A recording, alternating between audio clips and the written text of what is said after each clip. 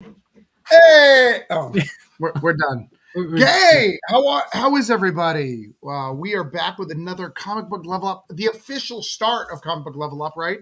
January is where we're starting to do it every other week, starting now, which is pretty cool. It is pretty cool. I think so. Are we live everywhere? Does everybody know that we're here? That's what I'm double checking right now because the preview videos didn't pop up beforehand, but it seems like we're a go. Seems like we're a go. Okay. So everybody, this is Comic Book Level Up. If you have never been here, welcome. Comic Book Level Up is a show that Todd and I co-host, and what we do is we grab the up-and-coming comic creators who are leveling up on the regular basis, who are doing very, very cool things. We interview them, we talk to them, we get to know them.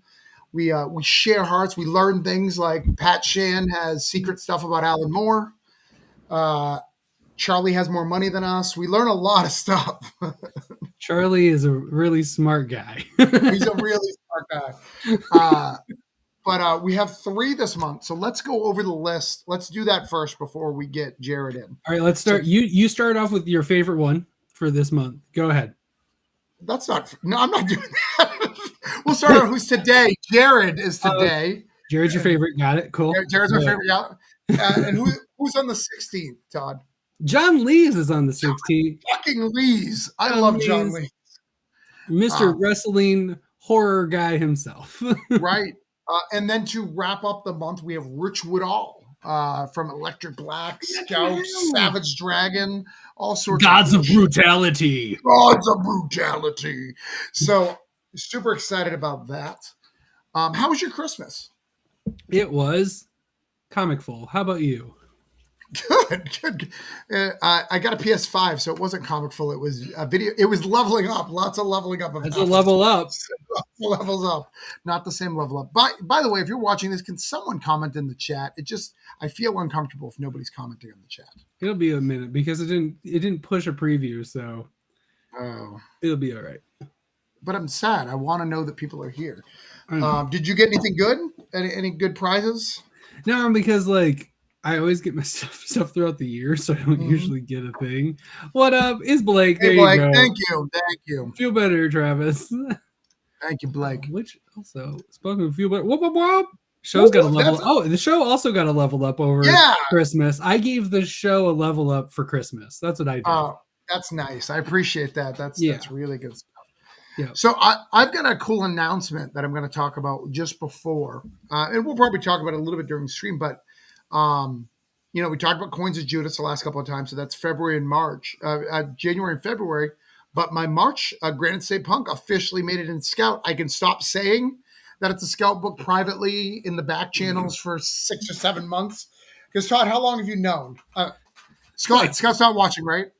Yeah, like 6 or 7 months. I don't know. Right, it's crazy. So finally getting to announce that and talk about it and get the big push. Hey, Parker, how are you? But do you think we should get Jarred on here? Jarred Luján? Yeah, he's done some books, right?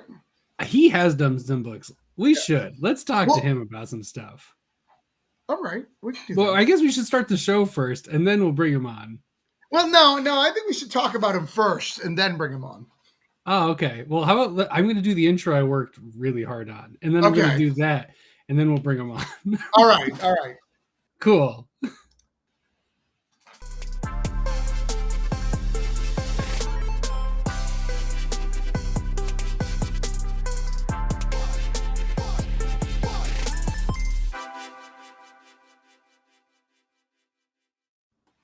That is the best picture of Pat Shan.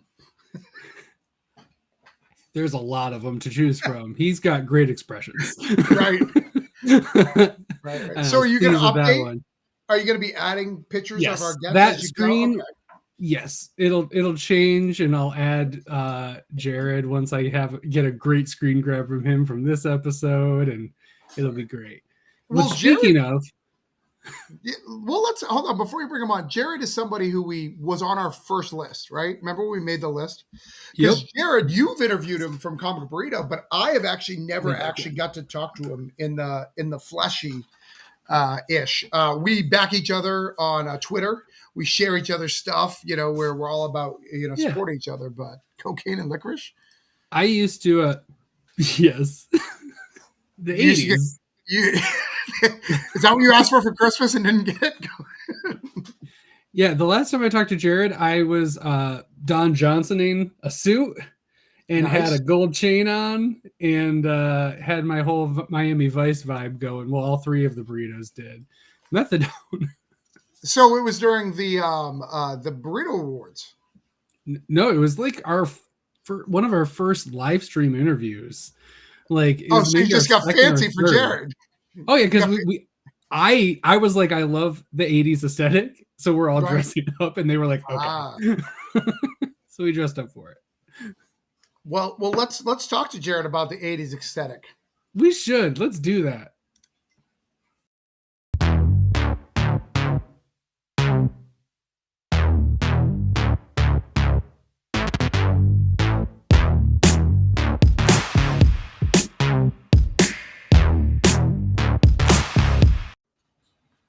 What up? That is such a nice intro. Like, what a remarkably nice montage, I'm glad you like it. That's all Todd. Yeah. That's why we pay him the big bucks. Yeah, right? I was like, oh, this is cool. Like, So how are you? How's things in Texas? Have you guys battled off everybody? Like got everyone pissed off yet? Like that's what Texas does, right? They're either mad at somebody, yelling at somebody, protecting borders, sending Ted Cruz somewhere, which makes everybody else mad. What are you doing? Ted Cruz and immigrants other places. Yeah.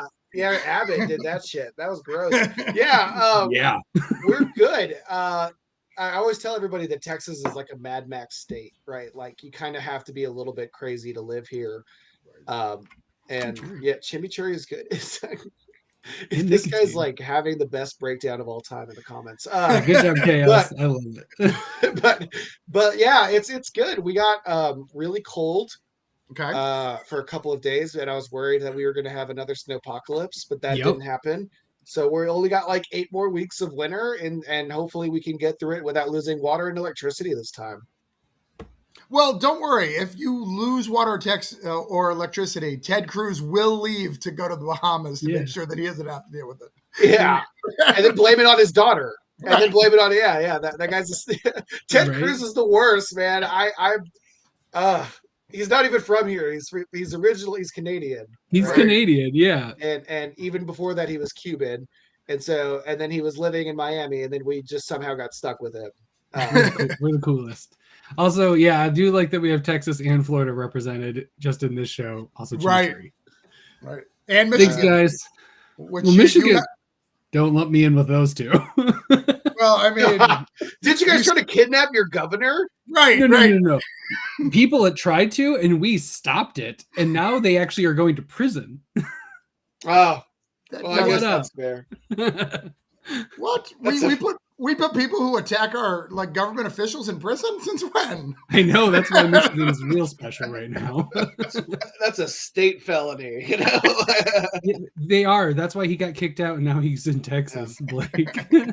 Canadians are nice. Yeah, you got to be an asshole to live in Texas. Oh, can I cuss? I'm sorry. I should have asked that before. Yeah, it's fine. I mean, I'd rather you fucking didn't, but I mean, if you fucking want to, that's fine. I'm super foul mouthed. I feel like I usually am really good about telling people beforehand.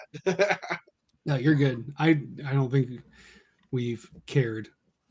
well, a Blue Wave, as long as they're okay with it, because they've been hella promoting you, which is awesome to see from a comic company. They're hella promoting that you're on this program. So as long as they're not going to get mad and be like, we sent all of our fans, and he's saying fuck. No, they're fine. I'm pretty sure I've heard Tyler drop an F-bomb, so I'm good. You mentioned a Blue Wave. What would that be in reference to?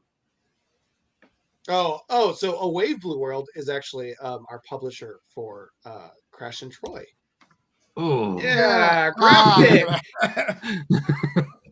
But we're not there yet. Todd, you know the format of the show. We've done 2 episodes. We've kind of figured it out, right? It's already gotten loosey at this point. We got to start at the beginning. And talk about this guy's level up. So you sent, like my friend David Galliano and Stoney Williams, to this Mad Cave contest. They have told me thus far, fuck off, you're not good enough. But you were not on that, Jarred. They have said you were fantastic, and they signed you to do crime, which is my original genre. So tell us about Dryfoot and how that came to be and what that's all about. Yeah, I mean, Dryfoot, like you said, it was a result of Mad Cave Studios. I believe the 2019 talent search. And it was my, like, up until that point, I'd been doing like one pagers on Twitter, short comics, and Dryfoot was my first multiple issue work. And we got to do 4 issues. I got to do it with Orlando Caicedo, who's become a really dear friend of mine. He is a gorgeous man. It's almost unfair because we were promoting Dryfoot. Mad Cave scheduled like one interview where the both of us were together, and I was like, okay, well, this is fucked up because I'm next to Orlando, who looks like a supermodel, and then there's me, but so I did Dryfoot. We did 4 issues of Dryfoot, which is like a crime thief caper about some kids trying to escape the barrio. And it was really, really close to my heart. I was really writing from like personal experience a lot of the time, and it was really close and dear to Chris Fernandez over at Mad Cave. And it was really cool. It was a really good experience. I had a lot of fun. I wish Mad Cave, I would be lying if I said my feelings weren't a little hurt that Mad Cave hasn't had me come back, but because I had so much fun working with them. But it was a really, really, really good experience. I met a lot of people, learned a whole lot. It was really, really cool. Yeah, I mean, but they did have you back for Lower Your Sights, which was really cool. So you did get to go back a little bit. Yeah, I think I'm like, oh man, I did so many anthologies in the last like 8 months to a year that like it's just kind of a blur sometimes. But yeah, that was very cool, and I got to work with my friend Sean Dicker in that book, and it was really, really, really a story that I loved. I have a page for it somewhere, but yeah, we got to do a story about the struggles and trials of war for that one. So it was really cool. I hope I get to work with Mad Cave more in the future. They're a good company with good people. Mark London is another very good looking man with a really nice accent. Like what? But yeah, so hopefully, and I really like what they're doing. Mad Cave since 2019 has just blown up like in a big way, and I'm so happy for all of them, especially like folks like David Hazan, who's doing Nottingham, to see the level of success that those guys have all brought that to is really, really good to see, because it's good to see it's good to see good people succeed. So it was really, really David cool. Hazan's about as good as it gets in terms of people. He's yeah.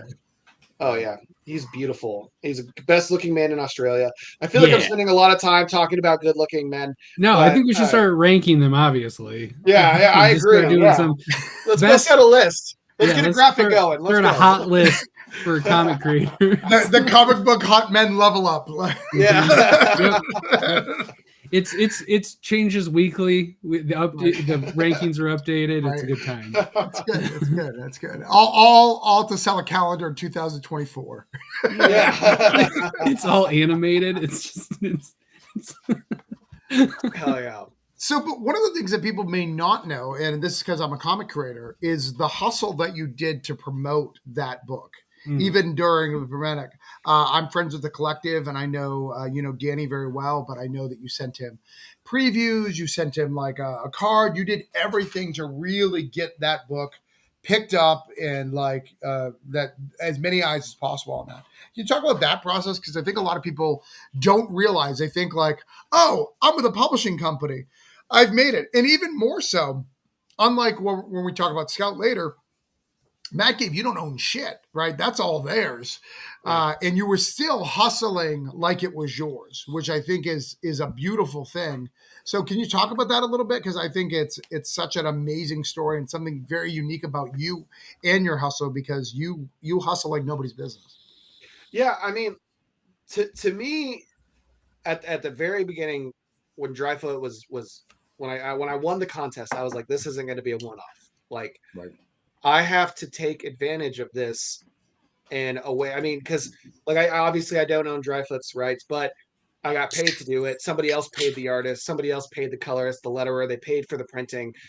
It was in diamond, and I was like, okay, so I have to do whatever I can to use this as a stepping stone towards where I want to be. Right. And so, yeah, I pushed the book really, really hard. I push all of my books really, really hard. It's something that I want to get as many eyes on my stuff as I can. I want people to be able to read it. I want people to give it a chance. And I think, I mean, Dryfoot, the people that jumped on the Jarred train for Dryfoot stayed, and I those are like the most passionate people. Were the most supportive people of my work, and I'm very, very grateful to all of them. But like to me, it was always about this has to lead into the next thing, and I have to establish myself enough through this to get to the next thing. And we're not 100% there, but like, you know, I was emailing shops. I did like 1,000 shops in promotion for Dryfoot. I'm in the middle of doing that again for my new book, All the Devils Are Here. I was sending out physical ARCs that Mad Cave had sent over to me, and just really like as much as I could, talking to people, getting everything, you know, communicating. Here's the FOC. Here's the diamond code. This is when it's coming out. Blah blah blah. And that was to me. Hey Joe, I love Joe. Joe's awesome. But to me, it was always about making sure that I was establishing myself for the next thing. If at the time I didn't know the next thing was going to be a Kickstarter book, because right after Dryfoot I did Twin Blades, and it just so happened to work out pretty well because I think I launched Twin Blades, the first Twin Blades. I think I launched it a month after the Dryfoot trade came out, so it was a pretty intense. Yeah, I believe strongly that comics as an industry is all about momentum, and it's so much about getting enough and having something to show as often as you can and building that up. And fortunately, I've had a really good luck, a really good string of things where things have come out together, and I've been able to string some momentum together, and that's been great. You know, that was the goal from Dryfoot in previews to that was the plan the whole time, and it worked out pretty well. Yeah, that's awesome. So before we talk about the Kickstarter book, because I want to talk about that, was this submitted before that to the other company? Yes. Okay. The Crash and Troy was submitted elsewhere. Right. I believe it had gotten accepted elsewhere in February of 2020. Okay. And so did you use Dryfoot to pivot to that? A little bit. Sure. I think that I think Crash and Troy stands on its own, right? Because Bruno and Kyler and Buddy are phenomenal creators, and but I think that comics also sees, again, as an industry, and I don't know if I necessarily agree with it, but comics as an industry sees published work as proof of durability. You can handle the responsibilities that come with the industry, like your deadlines and selling a book, promoting a book, and things like that. So I think it was about halfway, because we had tried to pitch Crash and Troy previously. Crash and Troy was a project that Kyler and I started working on in 2017, 18. Okay. So it was pre Dryfoot, and I had to rewrite the whole thing after we got it accepted somewhere else, because I was like, yeah, I'm a better writer now. I can do a better job.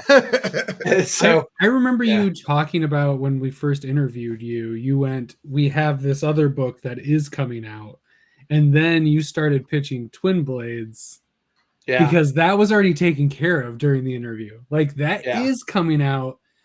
I've got this Mexican with swords though that you should really hear about, because dang. So it's like you already had one in the chamber, one coming out, and then you were already going to that next one going, here's the next thing. And I remember you talking about your hustle and everything and being like, this guy is not going to take anything for granted. And that's really impressive because you could just be like, all right, now let him come to me. I've got a name out there. And I think it's really cool. Like that hustle back then, I was like, I think that's going to be like, I thought that was regular because you were one of our first interviews. And little did I know, well, there's plenty of hustle in the industry. Your level is definitely like top tier of like locally hitting up the shops and doing all of that with such fervor. It's very impressive. Well, thank you. But it, like at the end of the day, right? Like what I try is part of it is you know, being Barrio trash. You know, I'm like, oh yeah, you're gonna have to work twice as hard to get anything done. And the other thing is like I take a lot of pride in what I do. I'm super proud of all of my collaborators and the work that they're putting in. So to me, it's like I have kind of like physically the easiest job, you know, like Bruno's coloring pages and he's got an injured shoulder. When we were working on Crash and Troy, Bruno had COVID like twice in the 2020 and he's powering through it. And I'm like, well, shit, I have to carry the weight so people see what they're doing, you know? Yeah. So there's like a part of me is like, you know, you already work twice as hard. Part of me is really proud of the work that I'm doing. And part of me is like, I have a responsibility to the people that I work with to make sure that this gets seen, that their work gets seen. Cause it's definitely a bit more time consuming and physical as an artist. And that's something I think I got from Christopher Sabella. I think I heard him say that in an interview one time. And I was like, oh man, yeah, like that's the truth. Yeah, that's interesting. Do you think that's a driving force? Like, do you think that's interesting? Because most, two of our interviews so far, it is usually like, I want to get to this place. This is what I want to do. And like Pat was like, I want to bring people with me, but it wasn't necessarily like the driving force behind the motivation. Do you think you having a team has helped you level up because it's like that? It's that feeling of like, I have to push harder for these people. Yeah. And I mean, I think the best comic creative teams that you will ever put together are ones that feel like everybody's pushing you to go to the next level. It's everyone is pushing everyone to reach that next level. So it's Kyler's expecting something, me is expecting a script that's really dope. And Bruno's expecting inks that are really dope, and Buddy's expecting everything to be dope, and we're all expecting each other to go and push each other, and that sort of environment I think has been really, really helpful. But that's how I am in all of my teams, right? Like I'm almost. So sometimes I come off, I think, unprofessional, but I'm just like so hyped, you know, being with other people, working as a group of people, bringing this shit together. I'm like, this is the coolest thing of all time. Like, this is the most fun. DB. But yeah, it's environment. That's cool. Yeah, it's interesting. I think you're the only person who I've seen in the industry who we have a very similar path, right? My path and your path are very similar. I want to put much shit out as possible, right? I want to put as many quality books and show I can complete work versus other of our peers who are just like, I have this opus and I'm going to write this opus. This is my 35 issue opus versus you and I who are just like, I want miniseries. I want to show that I can write these genres. I can write various things. And it's really interesting. And I think it's probably because, a lot of people's drive isn't to work for Marvel and DC, and I kind of feel like your drive is to go as high as you can to the corporate too. Is that correct? Not that you won't do indie or other stuff, but my drive is to compete with Marvel and DC. Okay. I love what Marvel and DC do. I hope I get to work for them, but I don't want to die and be, oh, that guy wrote a really dope Spider-Man. Right. I want it to be Jarred's ideas fucking rocked. Like these are everything that guy put his name on. I picked up. I want to be like motherfucking like Hickman is, right? Hickman's past Marvel and DC. Sure. If there's people that see, there's people that see Hickman's name and they're like, dope, got it. Yeah, yep. It's an insta buy. Yeah, it's got to be, to me, it's got to be, I want people to buy my stuff and read my stuff because they see my name on it rather than they see some corporate entity attached to it. Not Or I because wrote I've their been first. pulling Batman since I was Exactly. 10. It's Right. Yeah. because Luhan's doing like this Yeah. weird like Dr. Fate inspired Yeah. thing, but he's doing it like over here in this weird spot. But I gotta Yeah. grab it because it's Luhan. And I'm not saying that doing that like your whole life is bad. I don't ever want anyone to think like if somebody came up to me right now and was like, yo, you want to write Batman? Then I'd be like, actually, no. Yeah, right. I'm more focused on doing Jarred things. No, I would fucking write the hell out of Batman. Yeah, of course. But I don't want it to be my sole goal. My goal is to establish myself as somebody who's put out enough quality work, who has put it out regularly time and time again, that they're like, yep, that's it. That's what I'm going to pick up today. Yeah, I mean, that's fair. I pick up Zdarsky most of the time. I also enjoyed it when enjoy that he's on Batman. Yeah. That's cool. But when he's outside of that, it's also the same effect where I'm like, oh, that's interesting. Okay, I'll check it out. Yeah. It's about that's cool. I like it. Almost like a balancing act, Yeah. And that's because Zdarsky's doing it is one of the best writers around right now, and so I think that's where it is, and that's where my ultimate goal is to establish myself as somebody that you'll buy an indie book from, that you'll go and look for it. Hey, if anything that I have writers that my comic shop where I'm like, anything that this writer puts out, I want it, Same. and so I think that's kind of my end game. Sweet. Yeah, I absolutely. I feel that it's very good to hear people think like that and try to move in that direction. So one of your things I love that you're speaking to the Mexican culture. Like that's a big part of who you are, who you identify. If you follow you on Facebook or Twitter, you'll hear it on the regular. So Twin Blades is amazing. I love the Aztec stuff. I use a lot of Aztec and Mayan stuff in my my comic books. So tell us about Twin Blades and how it's amazing. How you've done 2 issues so far. How you've got giant ass fucking swords. Everyone loves giant ass fucking swords. Like, tell us about it.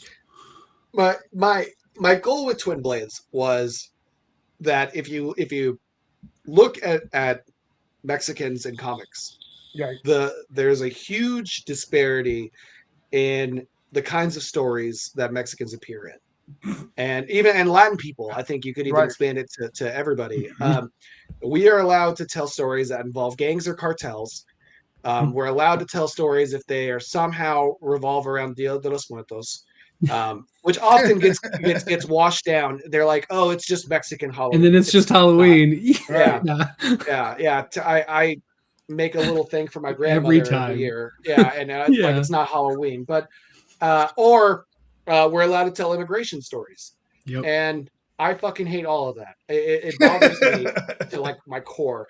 I've been offered really nice work for higher rates for books that were about immigration, and I'm like, no, I don't do that. Granted, one of them was supposed to make the Border Patrol look nice, and I was like, that was an easy no. Wait, ICE are the good guys? Yeah. That was an easier no. But I live in Texas, right? Yeah. I grew up on the border, right? The Border Patrol has stopped and shaken me down more times than I could ever count. So, but like I want to do other aspects of the culture, right? And do things like Twin Blades. Twin Blades is really steeped in Aztec culture, the lore, the mythology, but I also want to do stuff where it's not like I don't want to have to feel committed, like I have to beat you over the head with the culture, right? Like I also just want to have fun, and that's what Twin Blades is kind of about. It's elements of that culture, but it's also about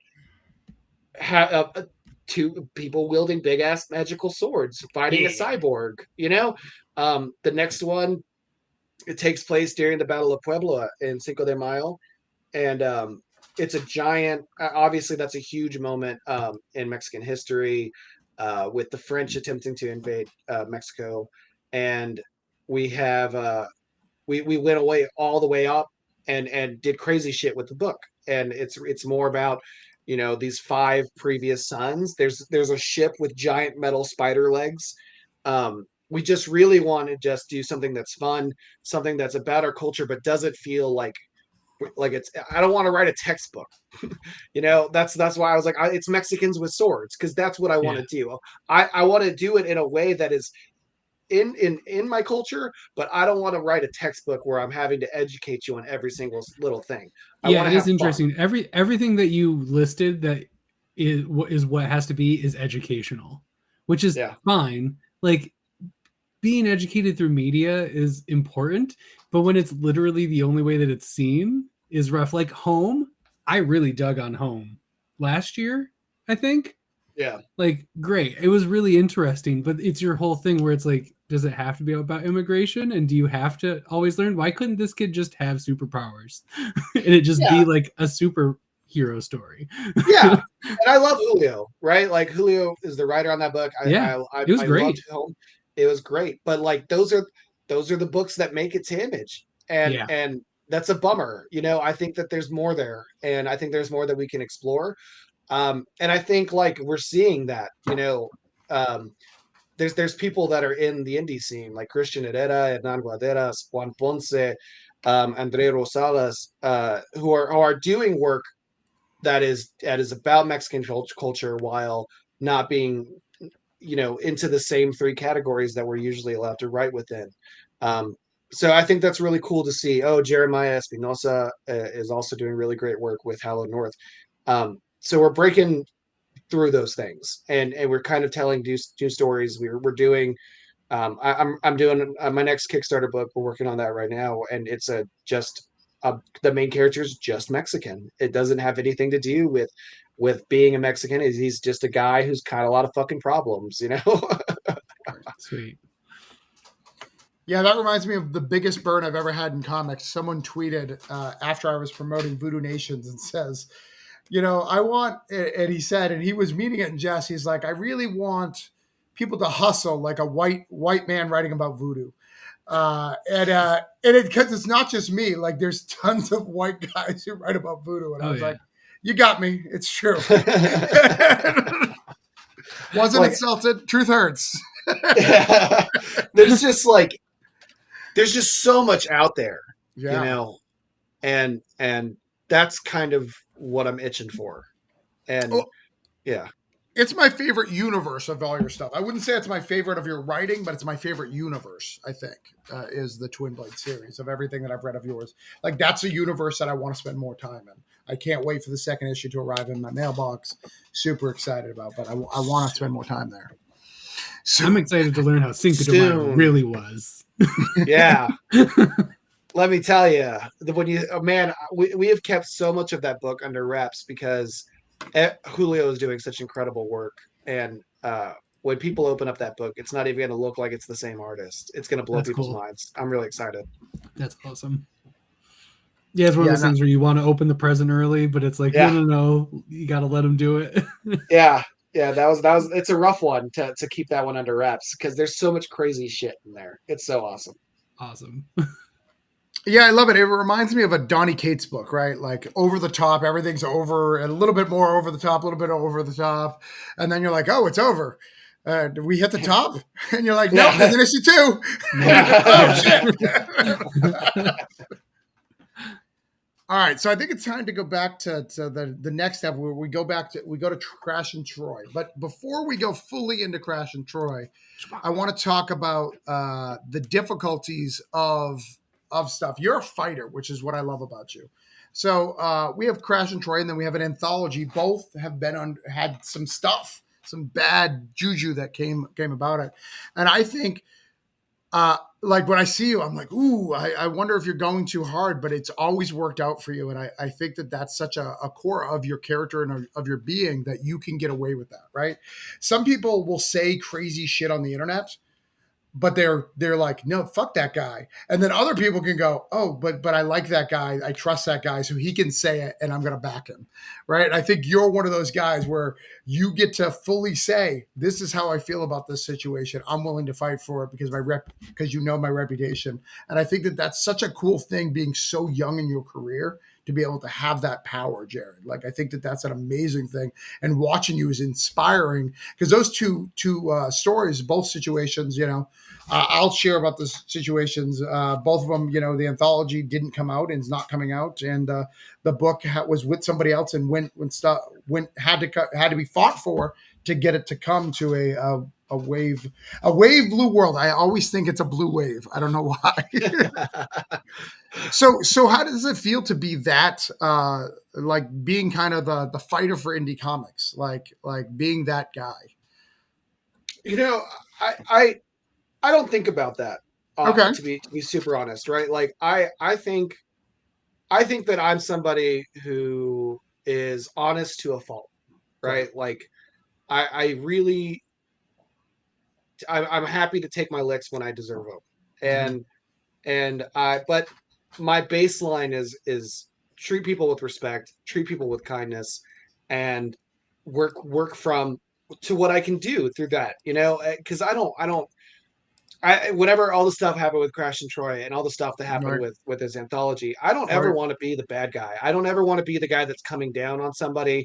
I always try and handle things privately and professionally, but to me, there comes a time where I'm like, no, this is fucking stupid. This is nonsense. You're not going to disrespect me. You're not going to disrespect everybody. I take people who support my work very seriously, criminally seriously. So if you tell me, hey, a book's going to come out on this date and then it doesn't, and then it doesn't happen again, and then it doesn't happen again. So one, I'm not fucking stupid. I know something's going on, right? Two, you've made me lie to people 2 or 3 times, right? Because you're not telling them it's not coming out. I'm the one telling them. And that makes me feel like shit because people rely on me, people trust me, and I don't want to betray that, right? Like I really want to do right by people who back and support my work as much as I can. Like with the anthology, right? I really a lot of people tried to save that book and it couldn't be saved and then in its current form. I'm still trying another way, but we know people who bought that book because Jarred's in it. Yeah, I know shops that were like, hey, that's our guy. We're gonna back that book, and all of a sudden they're just out money and we're all just supposed to accept that. And I'm like, no, that's not how this works either. I think indie comics is perfectly. I think the indie community is a really really cool thing, and I really really love it. And I came into the industry with no connections, nobody. I was just a Mexican on Twitter, tweeting out one page comics for a while, and so now that I'm in the position that I am, I take that as me. I want to defend the community and I want to defend it from people that are doing bad actions. And I don't ever want to be the guy that people are like, oh, Jarred's going to start some Twitter shit with you. Cause I really don't try to do that. Right. Like I said, where I'm from, you don't tweet about that shit. You just get your ass beat and that's it, but I can't do that. Like there's too many bad people in comics for me to beat up all of them, So to me, it's like I'm trying to make sure that people are treated fairly, that people who support my work are being treated fairly, and that's what it comes down to for me. Is defending my supporters, defending my reputation, and defending the people who show up and try and buy and back a Kickstarter, that was about to fail, and then the entire like that anthology we're talking about, right? It was going to fail, and people rallied to bring it over in the last like 2 days in a huge rally, and I'm like, why would you betray that? Why are we all sitting here talking about like, oh well, it didn't get done and because of X, Y, and Z? Well, no, man, like you got to do it because all of these people believed in it. All of these people came through to make this project, which was a dream project, reality. And we're going to just tell them that it's not going to happen because we fucked up and didn't say anything for 12 months. And so things like that, I just get upset. I'm a very passionate person. Like, I don't ever want to be the guy people think is going to be the Twitter beef guy, but I'm also not going to be treated in a way that I think is wrong, quietly. And I'm like, I know bad things happen in comics all the time. I know, like I sometimes things that can't be helped, but communication and I don't know, not outright lying are pretty good things to have, because it seems like a good. low bar. Yeah. If somebody comes to me and they're like, yeah, we fucked up and this is how we messed up. Unfortunately, that sucks, but okay. Yeah.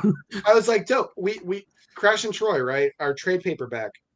It was due out in January originally. And Tyler at Away Blue World came up to us in December and was like, hey, I'm just letting you know that the printer got really backed up with the holidays. So we're going to actually delay the release of the trade paperback to February 8th. And I was like, word, it's the easiest thing in the world. Like, there's no problem there. I was like, yeah, I get it. That's just not something you can control. Comics. Yeah. I'm like, word, that's cool. Like, it doesn't have to be a whole thing as long as people are honest and upfront, like, don't try and stiff me on a job and expect me to be cool with it. Don't be rude. Don't lie. Like, at the bare minimum, if you treat me with honesty and respect, I'm never going to have any problem with you, like, whatsoever. But you're just expecting people to be decent. Right. Yeah. Not good. Yeah. Just decent. and like, to round my point out, right? Whenever all that stuff with, there was a guy in the indie community who was being really abusive towards females and femme-bodied creators, and that I was very good friends with. And when all that stuff came out, I came out to the community and I was like, I didn't know this and I'm sorry. Like, I should have done more. I should have, I believe the victims that are coming forward, but I went out there ready to take my ass kicking. and because I'm like, it's about being honest. It's about being truthful. And I was like, if I get my ass kicked, then that's what it is, because other people got hurt. Other people really got hurt and manipulated. Yeah. So if that means that I go out there and take my ass beating, then that's what it is. But I want people to remember me and look at my reputation in comics as being somebody who's honest, even when it's not beneficial to me, more than, oh, Jarred's going to go out and fuck someone up, like, because I was that guy in the hood for a long time. I don't want to be that guy anymore. I want to be the guy who's just going to be honest, even when it's not my. And I think that's how you come across. And I think that's what more Travis was talking about too, is it's not about like making a beef. It's about like standing up for people and like not taking shit for no reason, especially unethical shit.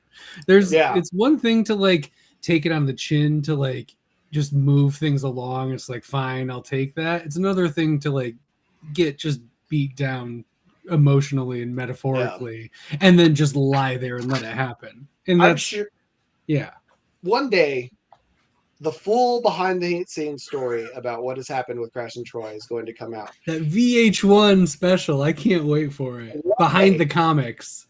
And new people, segment, Travis. People are going to realize that someone was being brutally honest and upfront and somebody wasn't. And I have no fucking concern about who that comes out to be. Right.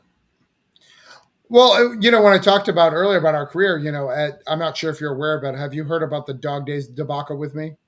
I followed that. Yeah. So same thing, when someone does you wrong, like, I'm not afraid to go to war either. And I think that that's something that you and I vibe, even though we haven't met, like, because I'm willing to go to war when you're done wrong. Right. And when you've already tried to handle it another way many a times. And then, but I care about my backers and supporters. Like, I want this to be my career. I don't need somebody else preventing that from happening. I'm willing to do everything. And for the Dog Days, much like you, what does it cost me? How do I need to fix this? Like, I'll do my licks. I'll pay the money to fix it. Looking at that anthology situation, I'd do whatever I needed to do to get that taken care of. That would never happen under my watch. Yeah, and people have to understand, right? Like, this is, I started off in comics in 2016, right? Like, I didn't, and I obviously didn't get any real traction until 2019 with the Mad Cave stuff. But so I've spent 6 years building an audience, building people who want to read my shit. Right. And I'm not going to let somebody harm that because they don't want to do what they're supposed to do, or they don't want to be honest about what they're supposed to do, or they just don't want to do their job at all. Like, I don't know, sending files to a printer or something. I don't know. That's just something off the top of my head. I don't know. But yeah, it's hard. Right? It's hard. Yeah. Why would anybody not print and distribute comics? I don't know. I guess that's just an example off the top of my head. Yeah. But it's just one of those things where it's like, I've spent a lot of time and I put a lot of time and energy into this, and I take it very seriously. And I take people who support me with their money very seriously. And it's just not something I can handle as a person. Well, and it's a great book. This first issue, like, it's really fun. I don't think anybody can read this first issue and not want to read the second. Like, it's a fun book.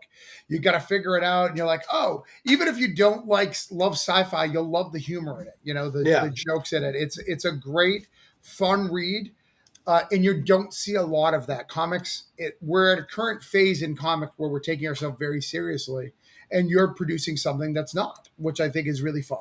Right? Not that your book isn't serious or like the subject matter, but it's a funny book. Right. Yeah. I like to think, I tell my wife that I think, I'm like, oh, well, all of this stuff is kind of like a little bit funny, right? Like, right. When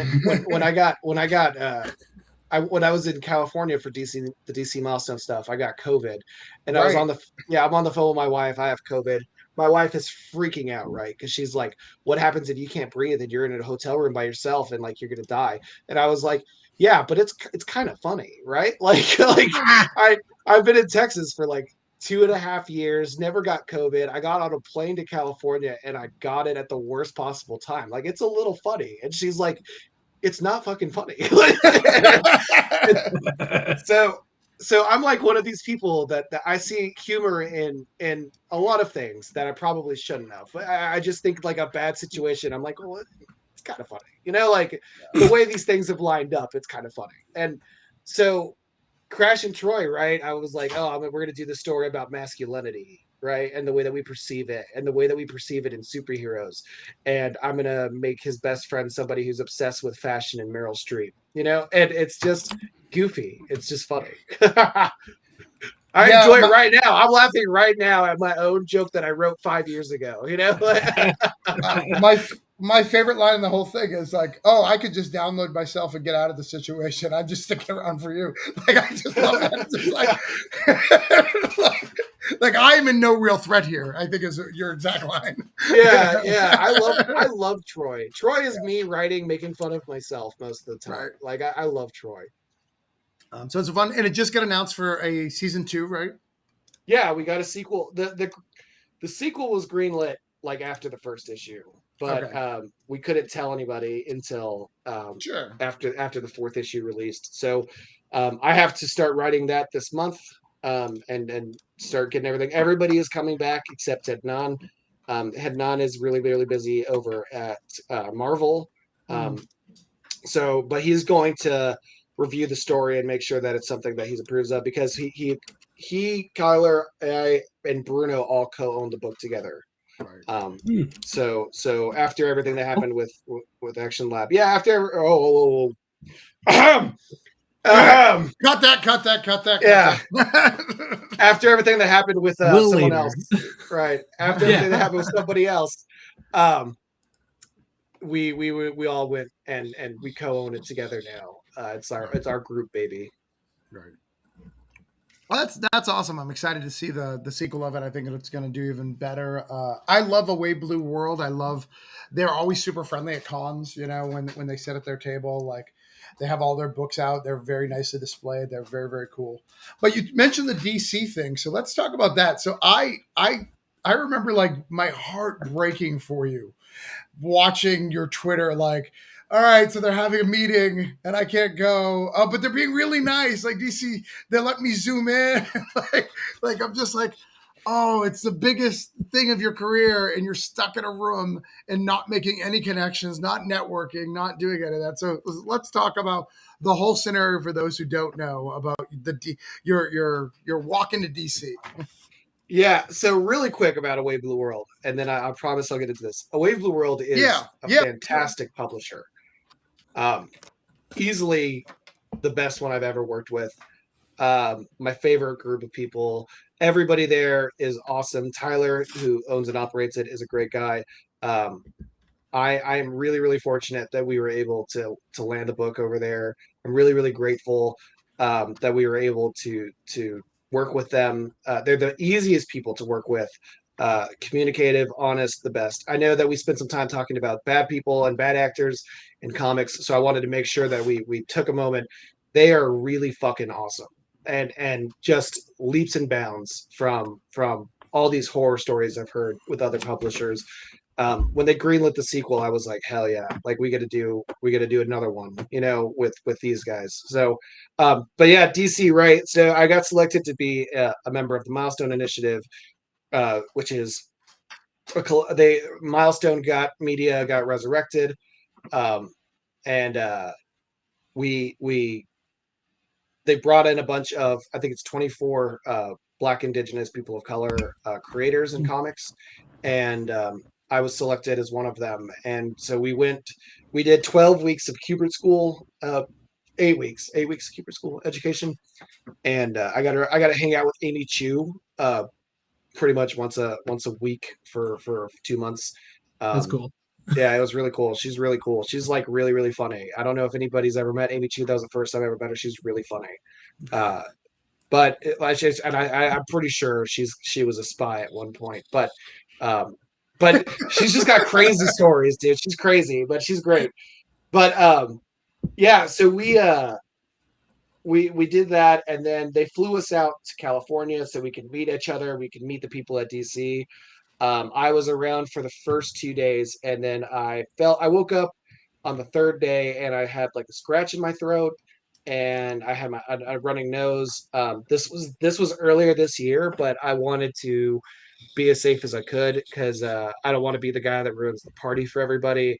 I really didn't want to be the guy that gave Jim Lee COVID. Oh, So jeez. yeah, yeah. Yeah, that's Uh, fair. so I took a test that DC provided, and it turned out that I was like positive. So um, I did miss. I was fortunate enough, like the last day they went completely digital, so I was able to meet DC's editors and their EIC and stuff, and that was really cool. It did suck that I couldn't go and like hang out with everybody, but DC was really cool. I ended up having to stay in that hotel for like 8 days, 9 days. Ugh. DC paid for everything so that I would and gave me food. Like they gave me a Aw. food a balance or something. But Stipend or whatever. Yeah. yeah, and they called That's every cool. day to make sure I was like okay. The first Oh, that's yeah, really yeah. nice. They're really the I have no bad things to say about DC really. The first day that they're like you got to sit in there for like 3 days and then you can take a test and I said word. So, but like I'm one I don't I'm in California. My wife and I are really, really close. I know that sounds like stupid, but we're really really close. And um, we have a Ew. teenager. Yeah, right. Yeah, fucking nasty. Yeah, but That's horrible. How dare yeah, you? God. and and so I knew my wife was worried. I knew that she was not having a good time. I missed my dog. I missed my cats. So the first day, right, I take my test. I'm feeling better. I feel completely normal. I'm confident I'm going to be negative and I'm positive. And I was Ugh. brokenhearted. I was so upset because they're like, yeah, you can't get on a fucking plane until you're negative. Um, Ugh.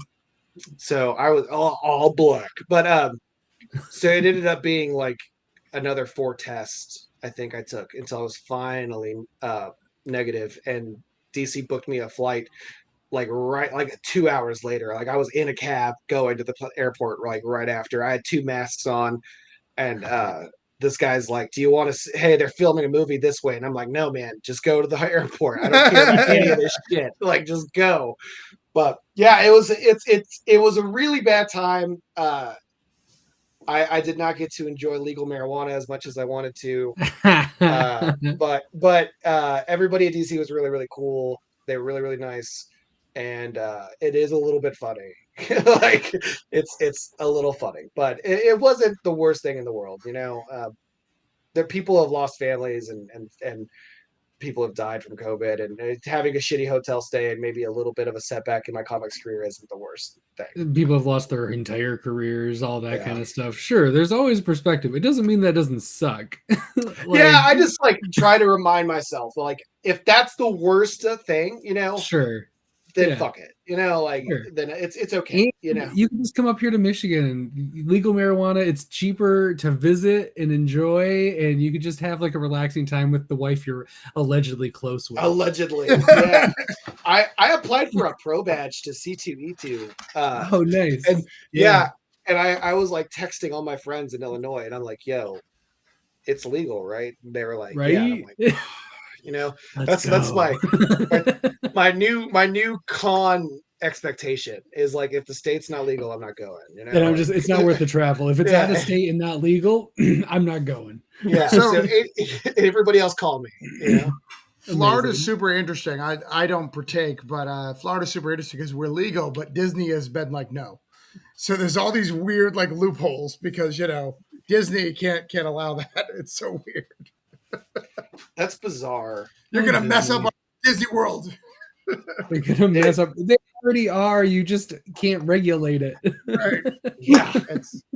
Yeah. I gotta. No one's ever been stoned at Disneyland before. Ever. Never. Ever. It's pure. There's sober rays coming down on it. You know?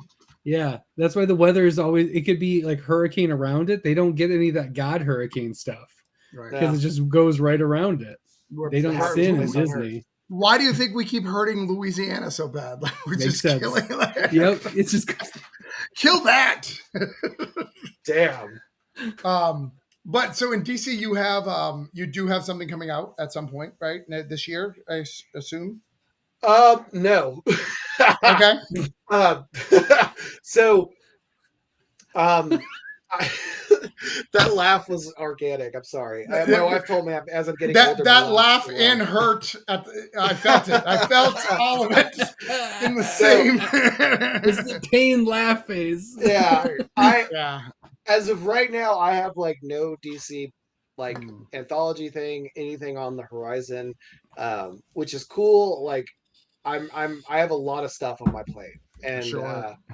I'm hoping that DC finds something for me this year. I would love to do something with them. Sure. I know I have a bunch of my friends are doing some really cool stuff in their anthologies. A lot of the Milestone people who are also super amazing, by the way. All the Milestone people are incredible. So I'm hoping they find something for me. But if not, it's cool. Because I have a full plate, and I'm grateful to be able to say that. So hopefully that's something that comes up, but I'm not too stressed about it.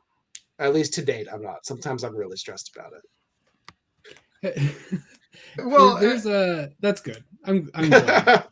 Speaking of maybe something that isn't up in the air and maybe a sad thing, you've been hustling like crazy on anthologies. It's a thing. We have a question. Where is it? Blake said you're in a ton of anthologies. Do you think that it's been an element to the success you've been seeing lately? Yeah, I think getting your name out there in an anthology is really good, but I also think anthology are good writing exercises. Sometimes when they have a weird prompt and you have a limited page count, I think things like that are really good, healthy experiences for writers. But I think I think for in terms of success, it's come mostly from Dryfoot and from the Kickstarters, to be super honest with you. Sure. But anthologies, your name helming it, kind of where that's what's pushing it more. Yeah, and I think that the anthologies, right? It's a good way to it's a good way to build audiences. It's a good way to get people's eyes on your work. It's a good exercise. I think that stuff's cool. It's just reading that. it's prompts. It makes you good at writing. Yeah. It's cool. I love anthologies. I hope I don't. I'm at the point where I don't submit to them. If somebody like messages me and they're like, "Yo," and I'm like, "Okay, cool." You're like, at that level where the anthologies come looking for you. I'm that good. busy. I'm that That's busy. good. I'm at the same thing. I feel That's you. awesome. I feel you. Any anthology that I've been in the last couple of years is really that guy. You want to come Someone tracked along, you down. In fact, actually scheduled a meeting. It never happened. I don't remember if he dropped the ball or I dropped the ball. We never had that, but will happen one day. The ball sure, it's great. Is somewhere. The ball somewhere. the ball somewhere. But yeah, no, and you're with Band of Bards coming out, which is cool, and you've got the Big Hype. The first one was really, really popular, and now so Big Hype. Big Hype. But you got a Scout book coming, which is a big level up too. Like you and I are Scout buddies in March. Scout buddy. yeah, it's exciting, and it's all the we got Matt and I are re-releasing All the Devils Are Here through Scout. It was nice. A Kickstarter book. It's a one shot, and we're bringing all new covers. So if you back the Kickstarter, you're still getting like exclusive covers. Yeah, those right there. The only people that have those left is maybe a comic shop, but I heard that they did really well. But otherwise, if they backed the book, but otherwise, the only people you can buy them from are Matt and I. Nice. Yeah. Well, there you go. I'm pretty psyched about that. Scout's been cool. And the covers that we commissioned 2 different sets of covers, and the ones they got were super good. So it's exciting to work with them and bring that out. I wish people would tell me when things are going to Bleeding Cool, because the Bleeding Cool's like, yo, look what's in the solicits, and I'm like, oh shit, like word, like but other than that, it was fun. It's cool. I like Scout so far. Sweet. Well, and then so just so you know, the way the Bleeding Cool articles come out is he grabs them from Luna, and that's where I found out that I wasn't in Luna. Like they forgot to put my book in. Mistakes happen, no big deal. It was fixed. Sure. It's not a big deal. I'm not like here to bash Scout, but that article, I was like, there's a lot of books on here coming out in March and not Granite State Punk. I need to make some calls. So as you're celebrating, I'm in panic mode, calling everyone, going, "Oh my god!" Because I have a con scheduled at the end of the month that I need to be at. That I really want to make sure I have my book out at. I have a punk rock concert that I'm planning. So for me, like this needs to hit, and I schedule it enough to the normal like 3 weeks of, hey, we may not hit deadline. Like I scheduled all that prepared. I was like, but it needs to come out in March to make all these other things happen. So, but I got all resolved, and it's really cool, and I'm super excited. Like that month is some of the best of indie Kickstarter stuff, right? It's got you. Yeah. It's got me. It's got Caleb from Unicorn. I can never say his last name. Pacini. How do you say Caleb's last name? Unicorns Hunting Vampires. Like there's some great creators that are launching. There's a couple more that I can't think of. All of that. And we got spotlighted in Diamond, which is pretty cool. Like I got the spotlight. Yeah. Have you ever got the spotlight before? Not to my knowledge. Okay. Yeah. So then you got a spotlight on this one. Yeah, which is cool. I was like, oh, okay, hell yeah. I literally, I swear to you, Daniel Colbun of American Dreams sent me a picture. There he is. Yeah, and American Dreams is spotlight as well. And I was like, man, what? He sent a picture, and it was us, and I was following. I was like, oh shit! Like no one. I had no idea that was going to be spotlight. So it was cool. I have no idea if we've ever gotten it anywhere else. But I like spotlights. I'm cool. Yeah. I'm cool. Yeah, no, I think it's really cool. I'm excited to come out that month with you. I think it's a great stuff. I have a feeling we'll probably see each other in more interviews this month that aren't even on the books yet that people talk about, because I think I'm really excited about. I love that book. I backed it on Kickstarter, so I love that book. Super excited to have it out. I think it's one of your better works, so I'm really excited. Yeah, it's so personal, and that's always the stuff that I think I try to write from.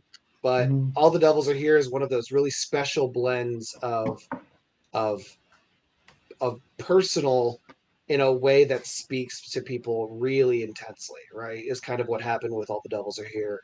Is it's I joke that it's my first love story, right? Like, but it was just really cool when that book was getting to people's mailboxes on the Kickstarter, and people were having like really intense emotional reactions to it.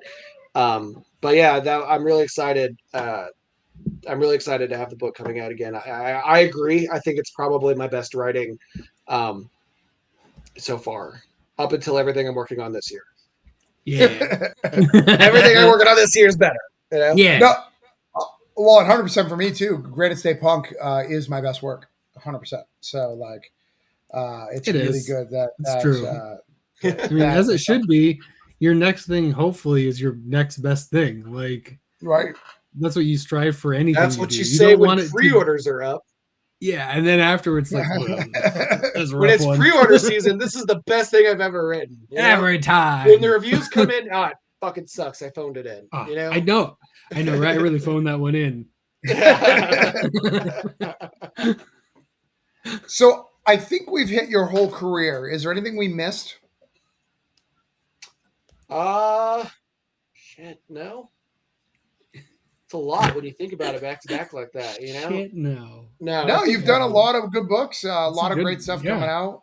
I'm sure I made a graphic for one thing we didn't at least touch on a little bit. Yeah, let's talk about that. Hey, look at this. So, as everyone knows, I can't support this because I run Holiday Spirits, which is a rival holiday Christmas anthology. So there's only space for one. There's only space for one. It's like the Highlander. Yep, there can only be one holiday themed Kickstarter. Right. Amen. I mean, yours has a Ringo, so I mean, it may by some sort of authority be winning, but did Holiday Spirits get a golden burrito? It did get a golden burrito, so boom! There you go. Just throwing that out there. And I think Yule was a one-off. I don't know if there's another volume coming out, so you can be the recurring one. Which everybody knows. If quantity is better than quality in comics. If there is another one coming about, no one's told me. So it's actually called Euler. It's a strange title. Yeah, but Yule. Yule's like the best. I was really excited to be a part of that one. It's so weird. And our story was weird. Everybody's story was weird. The cover is an elf on the shelf with Krampus. It's just yeah, awesome. It's weird. It's weird. Yeah, it's real. Comics are weird, man. Yeah. Yule to another Yule, Yule another day. Two Yule too fast, you know. Yes. Two Yule, two Festivus. When you said Euler, I kept thinking of Bueller. Bueller. Bueller. Damn. So, all right. So we have a series of questions that we ask. We do. That are a little deep. That are the three questions that we ask everybody. Sometimes we add a fourth. It's been 4 each time so far. Right. But we're supposed to have 3, and sure, there's 4. So I start out, right? I believe. Yeah. All right. Here's the first one. Jared, you ready? Born ready. What makes you stand out in the comic market?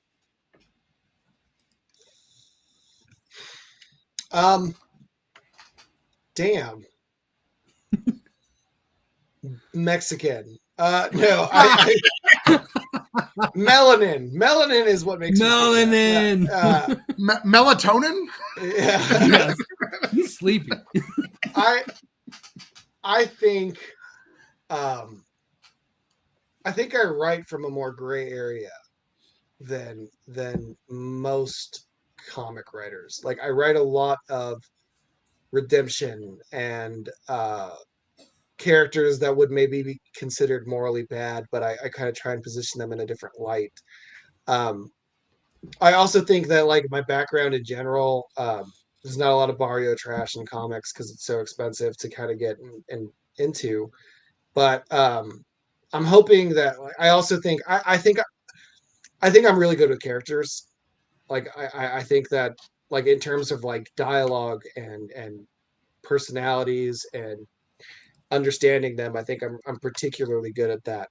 But Yeah, I also think like in terms of like a non-creative way, I think I'm a bit more business minded than most comic creators. I always tell everybody that it's uh, the Jay-Z line. I'm not a businessman. I'm a businessman. Yes. No, Johnny. But yeah, I think my characters and the approach that I take with them going into these weird little areas, I think separates me from the crowd the most. Which is how I think most people should be, right? Like I think I think character work from your perspective is like the move, but yeah, just a Mexican, so what do you know, right? yeah, but also also melanin, you know. But no, yeah, I think I have really great character work. I agree. Second question of 3-4. So when you have things that are, and we've kind of already touched on this one. This kind of was already answered. So I don't even know. Maybe we'll skip ahead to the next. This might be 3 questions because we already talked about this. Is about like what you do when it's difficult and what makes you move, like keep moving when it gets difficult. And we've already talked about how your team inspires you and you feel like you got that Atlas weight going where it's on your shoulders and you're like, I got this, guys, because they've all done all this work. But is there anything else that when your career or just life throws at you pushes you to keep moving towards that next level? I think that when you can see improvement in your writing, right? Let me give a different answer, right? Like when I'm having trouble with scripts and with like wanting to do comics, because like it's not hard to not want to do this anymore.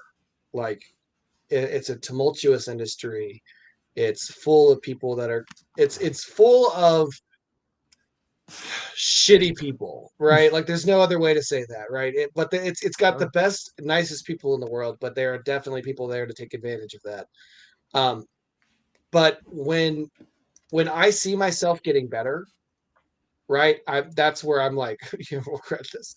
That's Really that's when I'm like in it the most, right? Like when I wrote All the Devils Are Here, I could tell that I had hit something else, right? Like I moved up a peg, and that really motivates me to go into the next story with even more energy, right? Like uh, when what I'm working on now is so influenced by how I can tell my writing has gotten better since Dryfoot. Um, that I'm just so energized to sit down and script and outline and come up with these big ideas that I don't think other people can pull off, or not even like that I uniquely can pull off. And um, so yeah, I think like watching when you write for a long time, right? When you don't write your magnum opus and you write different ideas, and I'm sure Travis can speak to this too, right? Like when you're writing different things, when you're writing different characters, when you're writing different ideas, and you see that you're changing your own game and you're getting a higher level, and you're kind of right there, and you can see that there's something bigger or better happening from your last script. I think that's like the most intense feeling, right? Is when you can see it, not an editor, not your reader, but when you can see it, that's when it's like, all right, yeah, like I'm getting there. I have to keep going, right? You're 3 feet from gold. Nice. It's important to see too, because like I know it's for most people, including myself, we're our harshest critics. Mm-hmm. So when you can see it, it also is really like a damn, yeah. like that's not bad. Yeah, I actually like kind of like it, and that's a big thing. Yeah, and you can enjoy what you create. All the Devils Are Here was the first thing since Dryfoot where I could really see that my writing had improved, right? And that's not to say Twin Blades was bad or anything like that, right? Sure. But when I sat down and wrote All the Devils Are Here, I had this like I was rereading the script before I sent it to Matt, and I had this really intense reaction where I was like, this scene is so good. Like I've really brought these threads together in such a way that is so impactful, and I was really proud of that. And that makes you want to just do everything 100 times, and so because so you can see that, and that's because it's so far and few between that it's so difficult to really get into it. Because I mean, you're talking like I was that's like 2 years of a gap space between I could really see it, um, and I think that's why you see a lot of people quit uh, writing and art and all sorts of creative activities, or anything really, because everything you have to suck at something in order to end up being pretty good at it for so long. and so that gap between when you're doing well and when you're doing better can feel like, I mean, 2 years is a long time, and to get that is really cool. Oh yeah, that's awesome. Very cool. Yeah, I think that's one of my favorite things about being a writer is when you read something later, like you'll take a year off or you're reading it, like, did I write that? And part of it's because you've improved, and part of it's because of you're in that character's head and you're not in that character's head anymore. And it's watching them speak. And I love, that's my favorite part of writing. It sounds egotistical, but reading your old stuff and being like, oh, that's a really good line. I'm glad I thought of that. That's really Hey, who came up with that? Who wrote this? Oh, dang. Because we're every writer I think is in their whatever they're working on now's head. So we're not in those headspaces. And if we're doing characters right, they have different headspaces. And we've seen the writers who they're on their like fifth book and they still have the same voice to every character. It's the same characters. Yeah. And that's the first thing I think editors need to try to break. And it's hard to break because I think it's really hard to see it. It took me, when I first started writing, is to literally reading out loud, like to hear that voice. Oh, that sounds the same because I'm reading it in the same voice, I'm like, I get real. Well, I try and write in private because I do the stand up and I act out panels, right? Like that's how I like kind of get what I'm trying to do. And so, yeah, like when I'm writing something like right now, I'm working on like a cyberpunk Barrio story, and I'm like trying to recite things to myself. Yeah, it's gonna be fucking dope. Yeah. Last interview I had with you, you're like, Mexicans with swords. And I'm like, fine, let's go. And now it's every time. It's just like, all right, I'm in, let's go. At the end, I will give you guys more information than I've given anybody about that book. Yeah. But speaking in these character voices, I'm like, oh, like I don't want to do this in front of my wife, who's gonna sit there and be like, look at this clown, like this guy. But I'm definitely that guy. I'm like acting it out. I'm like, okay, this is what I want him to do, and I want him to do this thing, and how do I write that? Okay, and then I'm gonna have him say this, and like I roll my eyes at myself, and I'm like, okay, great, like I'm getting it, Your process is your process, whatever it takes. Oh, like you're roboting for me. Did he robot for you? Yeah, you roboted a little bit. Yeah, you lost you for a second. All right. I made a joke that Jared's wife's you're good. Can't you just play Call of Duty like a normal husband? Like, why do you gotta like act these things out? Why can't you be normal? When I was writing Crash and Troy, my wife works from home, right? And perfect. So she works in, and I came in with my laptop on one hand. I'm in my boxers, and that's it, right? I have no shirt on. I come in, I burst the door, and I'm like, I need you to tell me if this cat joke is funny. And she was like, I'm working. like there's like a Zoom meeting happening. You just barge behind it. But I'm like, no, it's good. They can tell me if it's good. It's a better audience, They don't. Yeah, you get in front of the camera. Yeah.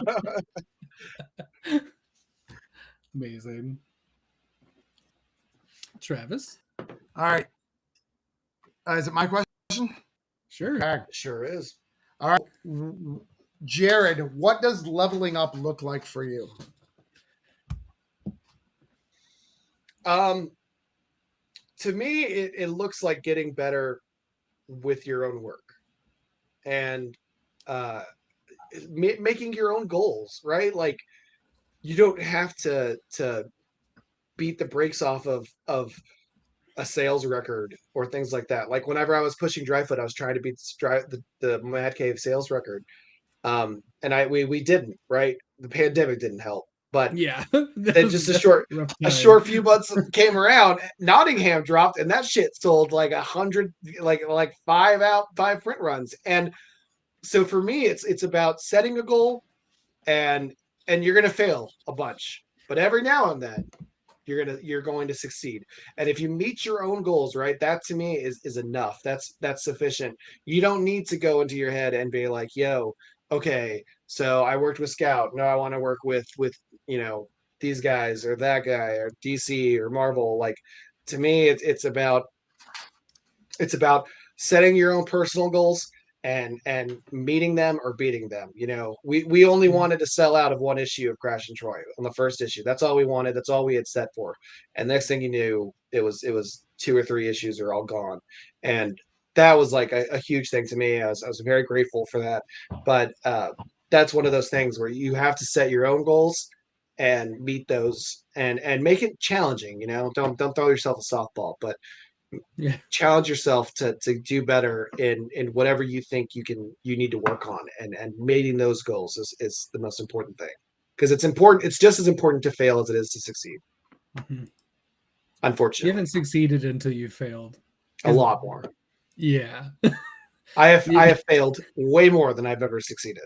As you should. That should be the ratio. Theoretically, like, if you get bangers every time, you probably did what you just said is wrong. You set your sights too low, and you're succeeding. And it's like, no, you should be failing.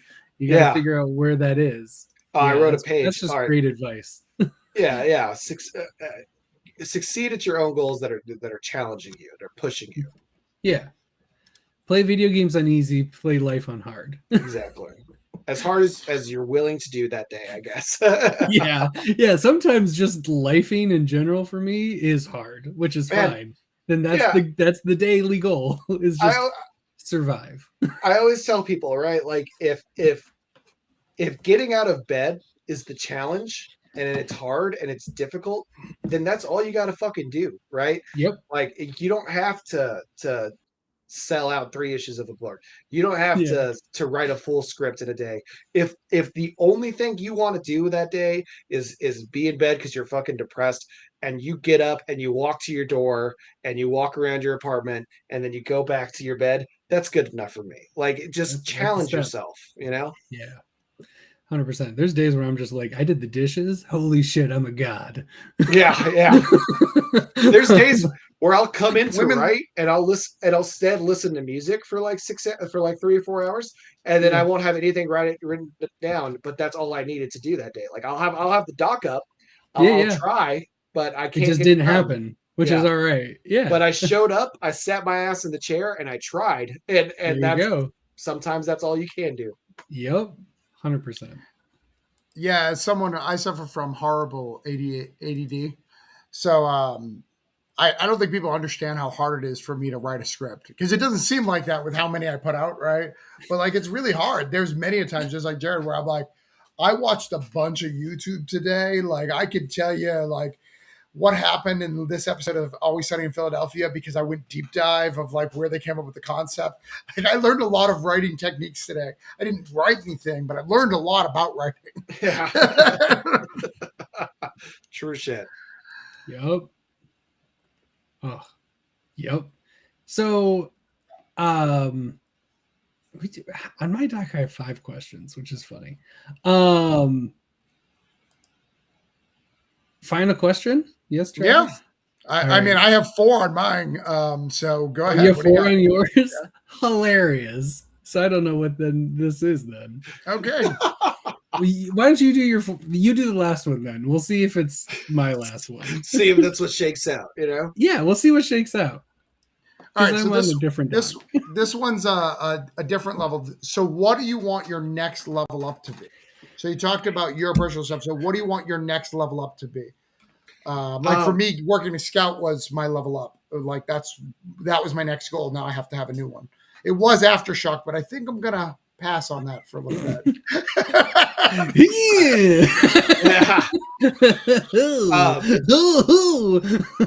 Tell me more about this Wave Blue World. I launched my next Kickstarter in April.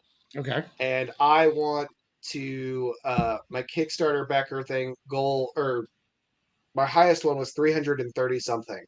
And so I want to hit 350 in April. We're doing a single issue, so it's going to be 22 pages. It's going to be a smaller price goal, smaller point of entry for people to get in and get all access to the book. So I'm hoping that draws us to beat that limit once and for all. Sweet, nice, dig it. I think that's. I'll be surprised if you don't hit that. Man, we actually went down on Twin Blades, but that was when gas prices were like crazy high. I say, wasn't that like when economy? Everyone was like, it was another.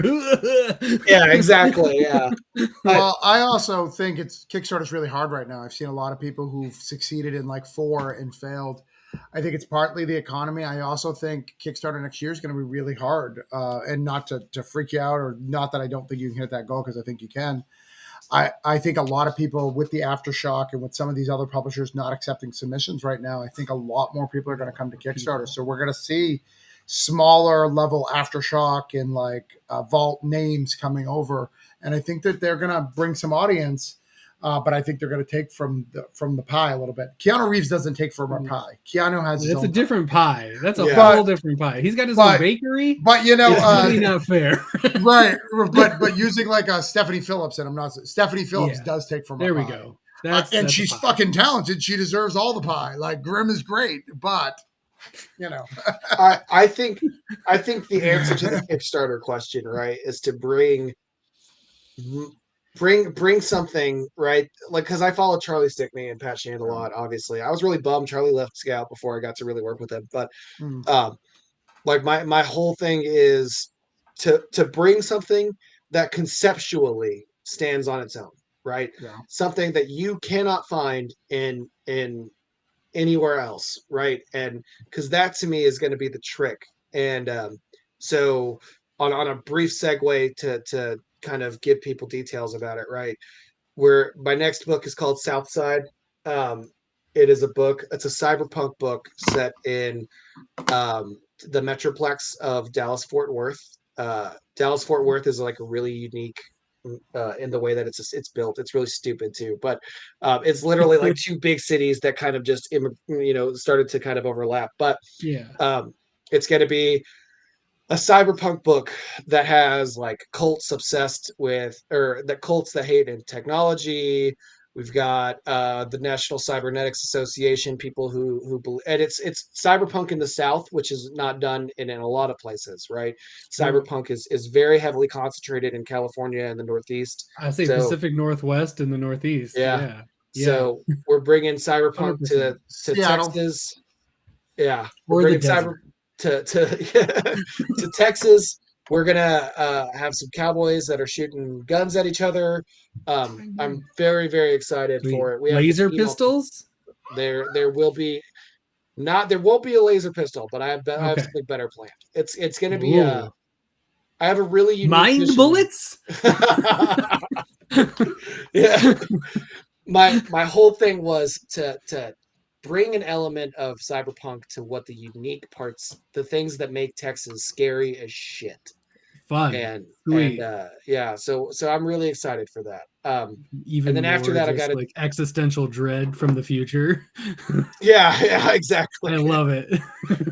So, but yeah, that's my next goal. That is going to be in April. Hopefully, we start art on that this month. Nice, very cool. You said it's called Southside. It's called Southside. Sweet. Awesome. Southside Dallas is notorious for its gangs. There was a famous event where like a gang called the Park Row Posse completely took over an apartment complex, and they were selling drugs out of it, and they were renting people rooms and operating this apartment as like a real drug clinic. Yeah. And when they got busted, it was like a whole thing. But yeah, so Southside Dallas is where it's taking place, and the Southside Dallas is going to be a whole different thing in the book. It's really exciting. I'm pumped. There's going to be a cat with a big ass brain. It's going to be awesome. Yes. Oh, I'm in. Let's go. I love it. Amazing. I mean, to be fair, when I first met Todd, like I met him, we were hanging out on the regular on Comic Burrito, and then Cyberpunk came out, and he disappeared for a bit. I disappeared. So, I legit disappeared. He was gone for a bit. He came back because it was buggy. That game, that game, I would have been gone for much longer. And then I was like, I literally have to stop and wait for them to patch this more. Thank God my PC is like a hoss, so it could handle a lot of the shit. But I was just like, damn, oof. It also was that's also when I got my PS5. So I was gone for a lot of reasons. Spider-Man was one of them. But yeah, that sounds amazing. I'm super into it, and I'll definitely be there for that. Because really, you put Cyberpunk and then throw me any interesting differences on that. Because I love the aesthetic, but it's been done to hell in the environments that you just talked about. So it being set anywhere besides Tokyo or New York or fake New York or in California, I'm all for, because that's like where it always is. Yeah, and I mean Texas is so like we like almost worship Diesel. We have these hyper religious people. We have these guns everywhere, and I'm like, man, there's no better setting besides the fact that I love writing about Texas in general, but there's no better setting to bring this unique flavor of cyberpunk that I kind of want to bring out and show off. And then I did a con in Dallas that was set in the South Side, and I was driving around and I was like, oh, this place fucking rules. Like anytime I can find a taco place that nobody speaks English, I'm like, word. That's the spot. Yeah. It is true. There was a place in town before a lot of people discovered it. It was literally like a shack that was next to where I lived. And I had to communicate by pointing at the menu. And it was the best. Yeah, dude. It was better awesome than everything else. I've done the same thing at God, my wife is gonna kill me if I don't remember it. Halal. Like we'll get halal chicken and stuff, and I'm like, they're like talking to me in a language I don't speak, and they're talking to me way fast, and so I'm like, here, yeah, just this, yeah, we're just doing this, and then it's delicious, and I'm like, word, yeah, as much as you can give me, Yep. Are you a horror movie fan, Jarred? Not particularly. No.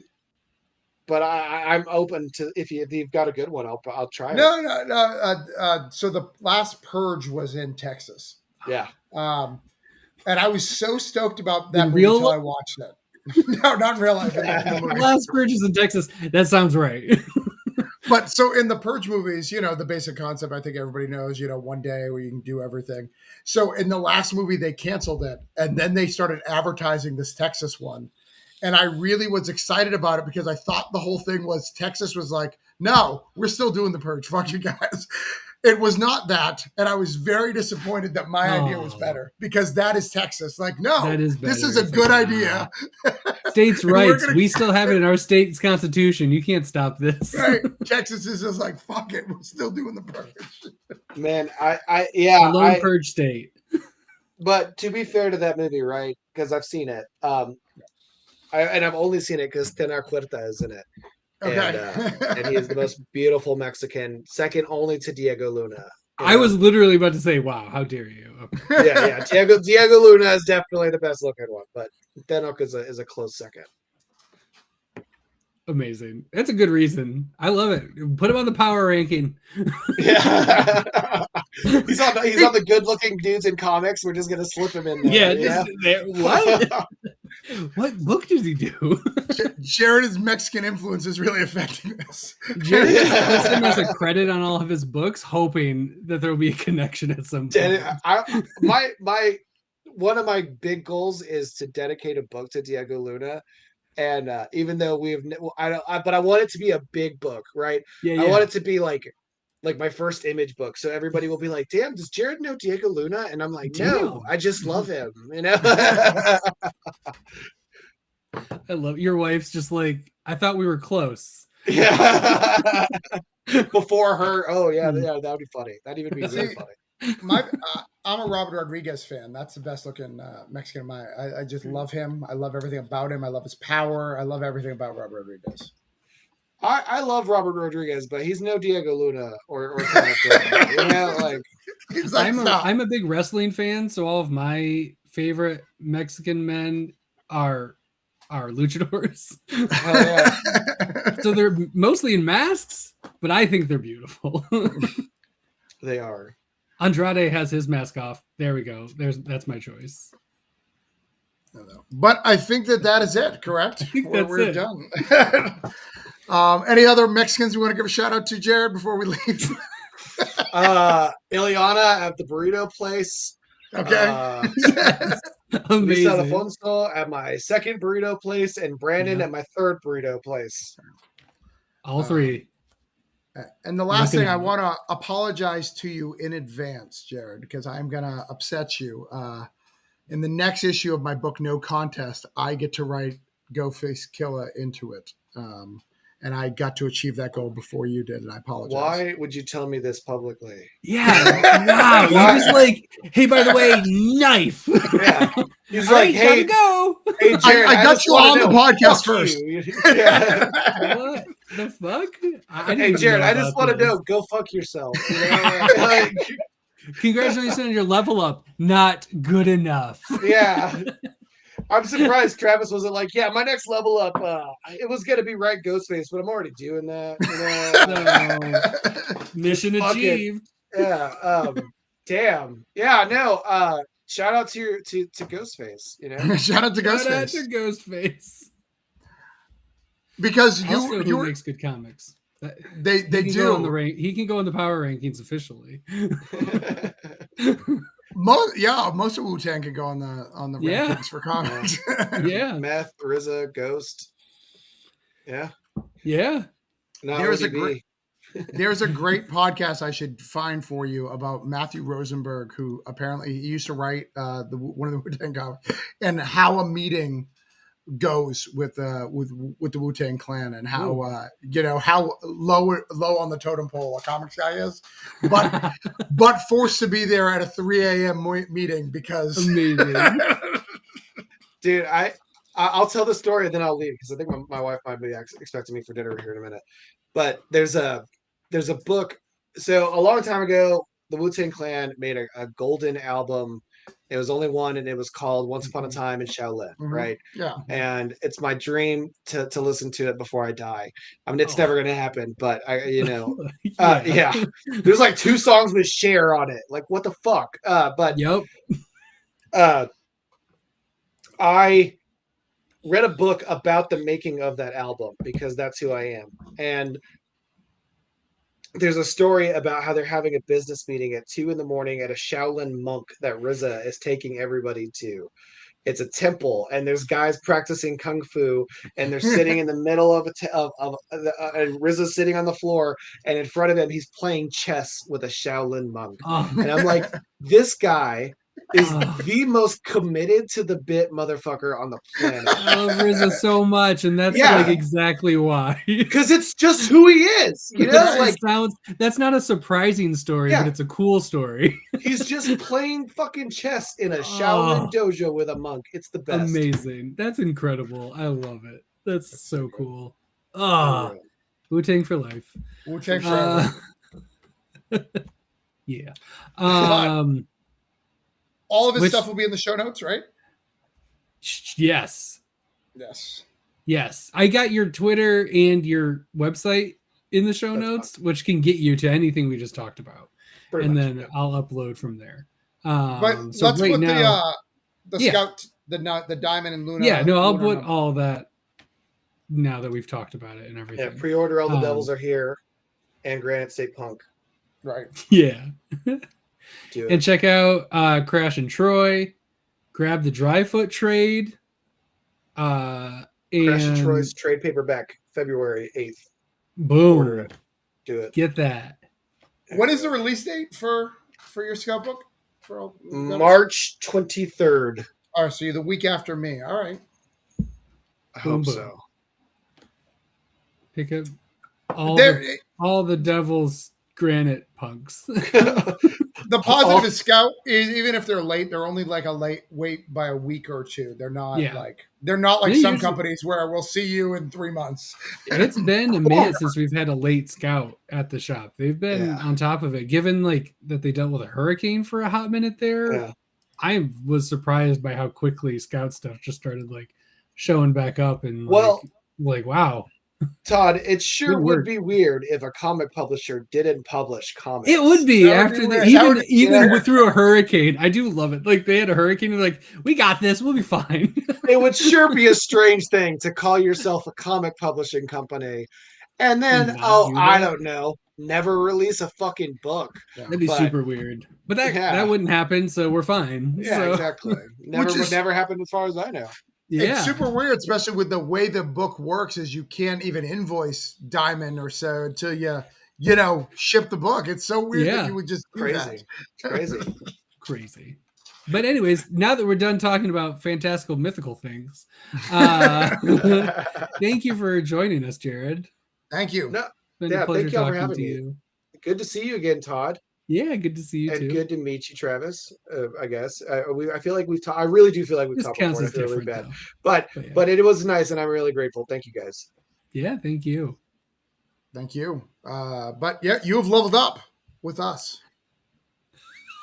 Is that our sign off now? That's our sign off. I like that's it. Our sign off now. Yeah. Thanks. You've leveled up with us. Thanks. Bye. Bye.